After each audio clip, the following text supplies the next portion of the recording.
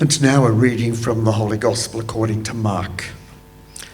You know that among the pagans, their so-called rulers lord it over them, and their great men make their authority felt. This is not to happen among you. No, anyone who wants to be great among you, you must be your servant, and anyone who wants to be first among you must be slave to all. For the Son of Man himself did not come to be served, but to serve, and to give his life as a ransom for many. The Gospel of the Lord.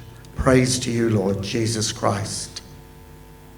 The great ocean road with the Port Campbell coastline is often described and appreciated as one of the wonders of the world.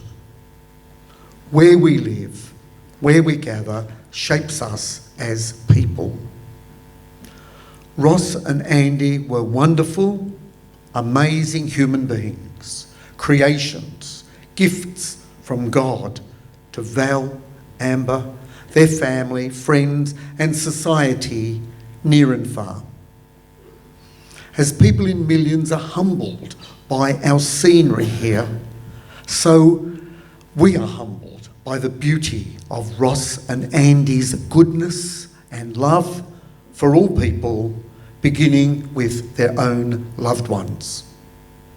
Good people do good things because of the good in their hearts.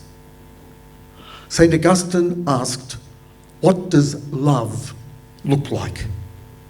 He answered, "Love has the hands to help others. It has the feet to hasten to the poor and needy. It has the eyes to see misery and want. It has the ears to hear the sighs and the sorrow of people." That is what love looks like. Jesus identified himself with the stranger, with the sick, the hungry. He taught, "What you do for others, you do for me. Now enter into the joy of my kingdom."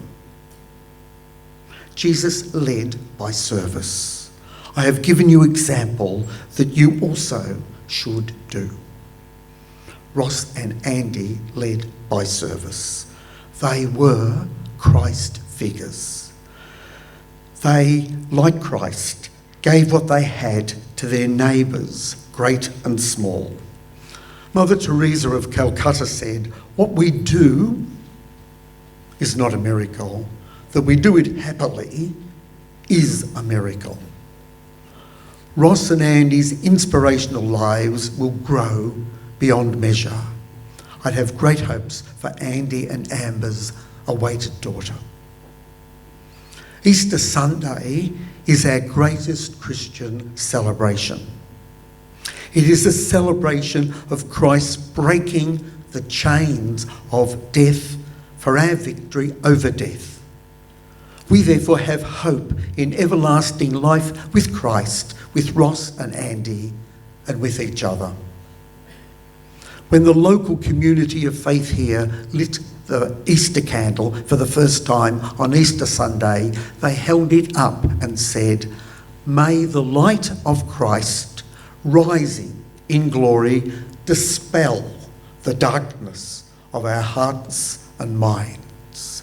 The light of Christ, thanks be to God.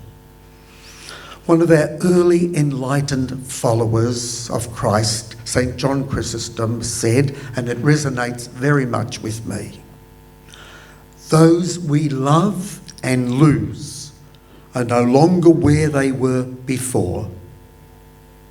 They are with God, and God is everywhere."